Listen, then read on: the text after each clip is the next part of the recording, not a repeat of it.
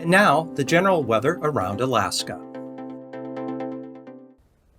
Welcome to Alaska Weather. I'm meteorologist Peter Chan coming to you from the National Weather Service in Alaska region on this Saturday, August 3rd, 2024.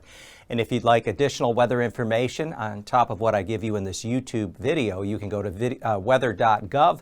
This will bring you to the National Weather Service's online webpage, and it'll bring you to a map of the continental U.S. with Hawaii and Alaska to the lower left. Has all sorts of information. I like to start out with this to give a quick overview of the weather happening in the nation. As in times, we have weather systems that actually can impact what's going on in Alaska, or if you have travel down to the lower 48 or friends, family coming up for a visit, you can have a sense about what may be going on. Biggest news is Hurricane Debbie. Debbie is now a tropical storm, but hurricane warnings have been issued for portions of the Florida Panhandle coastline, particularly Appalachia Bay.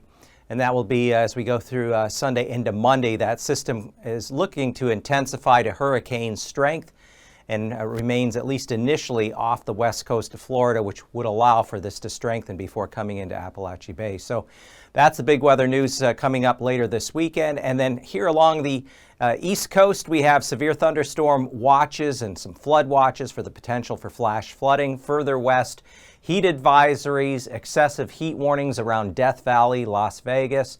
We have red flag warnings for the potential for thunderstorms, dry thunderstorms with lightning that could ignite fires in addition to the hot temperatures. So that's what's going on in the lower 48. Here in Alaska, this ridge of high pressure is building now up through the Gulf of Alaska, and they'll nudge northward up along the eastern mainland. So this is going to provide drier and warmer weather over the eastern half of the mainland and the Panhandle as we go through Sunday into Monday, Tuesday, even lingering into mid-week for some areas.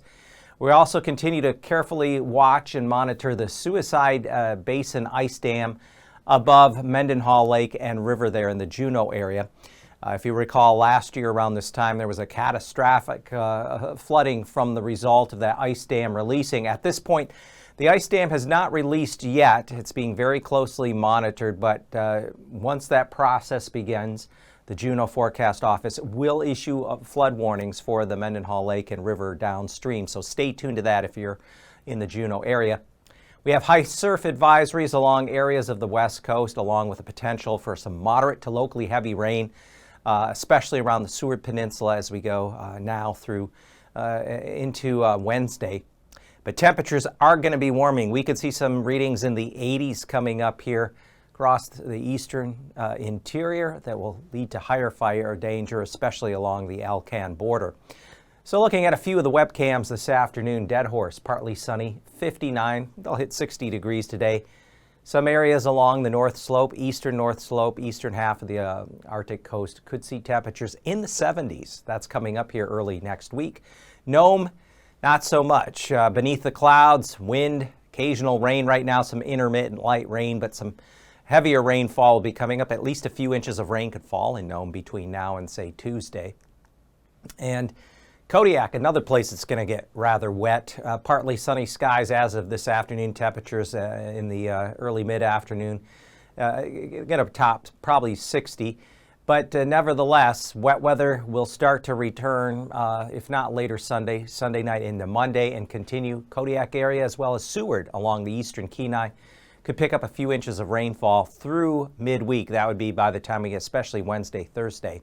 And Ketchikan, mostly sunny skies as of 2-3 o'clock, 73 degrees. And a few areas in the southern Panhandle could flirt with 80 degrees here, if not tomorrow afternoon on Monday. But definitely that high pressure ridge is really providing warm temperatures to much of the Panhandle with drier conditions. So here are the current advisories, warnings, and special weather statements. We'll start with the west. We have a high surf advisory, strong southerly flow. As a result, surf running higher than normal, especially at high tide, so keep that in mind. All along the lower Yukon coastline, all along Norton Sound, southwest side of the Seward Peninsula, including St. Lawrence Island, through the Bering Strait, and then also the north side of Kotzebue Sound up to Kivalina there just south of Point Hope. So these areas could experience some high surf through Sunday afternoon. We're going to see bouts of rain, a couple at least different ones between now and Wednesday as a result. There's a flood watch inside here of the Seward Peninsula where some heavier rainfall, 2-3 inches, could cause some minor washouts of some of those rural roads there. We have stronger winds that will develop Monday into Tuesday through the Alaska Range, southeast to south flow, so there could be some stronger wind gusts, 50, 60 miles an hour. And then there's a special weather statement for the Chena River and the Chattanooga River. Heavier rainfall there a couple days ago has now caused runoff, higher water levels, but those will be coming down with the warming temperatures. We are looking at temperatures that are going to get in the 80s, so when you get that happen, then fire danger will be increasing again in those areas. So quick recap of what's going on with the Mendenhall Glacier and the Suicide Basin. The water builds up in this area. The Mendenhall Glacier dams it up, and then once there's enough buildup of water, the pressure and flow release there, it'll come on down. Last year we had catastrophic flooding. This year depends on how it releases. If it goes very suddenly and it could end up with a bigger, faster surge of water. But nevertheless, once that process starts, the Juneau Forecast Office then will issue a flood warning for the areas downstream, including Mendenhall Lake and the Mendenhall River in the vicinity here of Juneau. Again, that process as of this mid-Saturday afternoon, August 3rd, has not begun. But once it does, then flood warnings will be issued. So in the meantime, fire danger will be creeping up. The outlook here for Sunday, very high fire danger, upper Tanana Valley starting to show up some higher fire danger in the Yukon Flats. And trust me, once you see some of the temperatures coming up here, by early middle part of next week, we're going to see higher fire danger in areas of the east central interior along the Alcan border. So be aware of that. And satellite imagery, we have area low pressure down here, North Pacific. We have a disturbance out here southwest of the central Aleutians. We have a low up here in the northwest portion of the Bering Sea, frontal boundary extending down through the eastern Bering. Washed out frontal boundary, what remains a bit of a trough. But all this is changing because the ridge that's located here, we have a ridge of high pressure that's building northward up along the eastern mainland. And that feature, that ridge is going to just shift over eastward over the axis lying over northwest Canada by the time we get in the early middle part of next week. So it'll be along the Alcan border, Panhandle, that has the driest and warmest weather coming up here. But looking at what we have this afternoon, here's the reflection of that ridge of high pressure at the surface, 1029 high out over the Gulf. We have the low in the North Pacific, low out here in the northwestern Bering. This moisture is going to be lifting northward, providing more rain to the Alaska Peninsula and along Kodiak Island, especially as we get into Sunday and later Sunday. So by early Sunday morning, the low is out here outside the Gulf of Anadyr. We have a low in the North Pacific, the high pressure ridge, weak. This is a thermal trough due to the warmer temperatures. The ridge extends up here at the surface all the way up into northwest Canada. Come Sunday afternoon, this ridge really dominant in this region. So that means more in the way of sunshine, much warmer temperatures surrounding, get inland from Prince William Sound, the Copper River Basin, upper Yukon, the Yukon Flats and the upper Tanana Valley really warming up. Panhandle too. Along the west coast, another surge of moderate to locally heavy rain. That's why they have the flood watches there along the interior of the Seward Peninsula. And then Monday afternoon, here comes that low out in the North Pacific, going to send another round of moderate to heavy rain along areas of the eastern Kenai, down here through Kodiak Island, the Alaska Peninsula, and pull that moisture northward. So the active weather pattern will remain here along the west-southwest portion of the state, along with some gustier winds. Meanwhile, further east, warmer temperatures. And here's a look at that. Lows tonight, upper 40s to at least even middle 50s here in the Panhandle. Could be down to 45 or so at Glen Allen, lower 50s for Anchorage Bowl area. But look at temperatures. Sunday afternoon, we're looking well into the 70s, flirting with 80 at Skagway. Could even be a couple degrees warmer, upper 70s here. Metlakatla and Ketchikan. 69 might be a little too low for Anchorage. If we get more in the way of sun, it'll easily be low 70s. The clouds have been a little stubborn on this Saturday afternoon to break up, but forecast prognosis is for that to be a better bet for Sunday.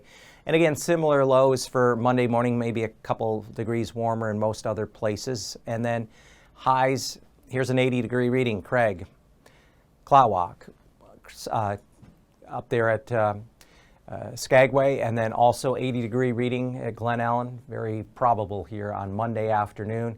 And temperatures still 75 Talkeetna. And again, depending on where the clouds set up with this next system lifting out from southwest to northeast, it's going to be raining down there in Kodiak Island, spreading up into the lower the Kenai and the eastern Kenai. But any areas that still hold on to sun Monday will be quite warm. In the far north, lows, look at these, generally above 40 degrees everywhere. And look at the daytime highs starting to creep back up. Sunday afternoon could be flirting with 80 Northway, be up around 80 Eagle, as well as approaching 80 Fort Yukon and, say, Fairbanks, and even 71 over toward Dead Horse. Warming temperatures there, the Dalton Highway right along that stretch of the north slope into the 70s, even 60 Wainwright down to areas like Cape Lisburne. And then further west, even along the outer coast, some 50s, around 60 degrees, the Seward Peninsula.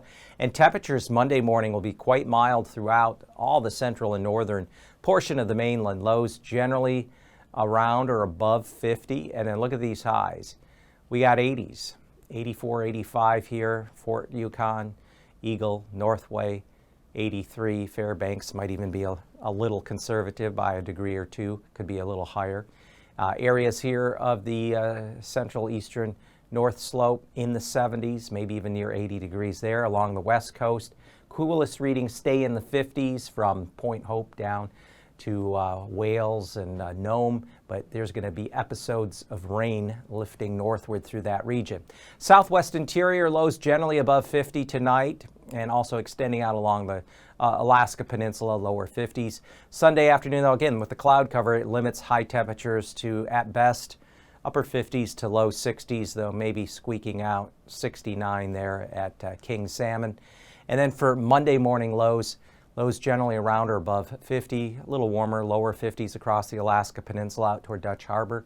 And then for Monday afternoon, because of the cloud cover, rain, southwest flow coming in off the bearing here along the lower Yukon, Kuskokwim deltas, we're looking at temperatures upper 50s to around 60 degrees. And here it tells the story as we get toward mid-month, approaching mid-month, August 9th through the 13th. The greatest probability of above normal temperatures will be along the Alcan border areas of the Arctic coast, North Slope, and then especially higher probability of that occurring across the Panhandle, which would imply the ridge is sitting here out over northwest Canada. Meanwhile, we're going to have low pressure systems, which means cooler air, wet conditions funneling through. So the southwest, again, Alaska Peninsula, southwest mainland, even up into Cook Inlet, below normal temperatures, and this translates to at least precipitation averaging a bit above normal across the southern eastern mainland, a little more so across the west and northwest portion of the mainland, and then the best chance for precipitation to average below normal will be throughout the Panhandle, which would imply a drier period than there, August 9th through the 13th.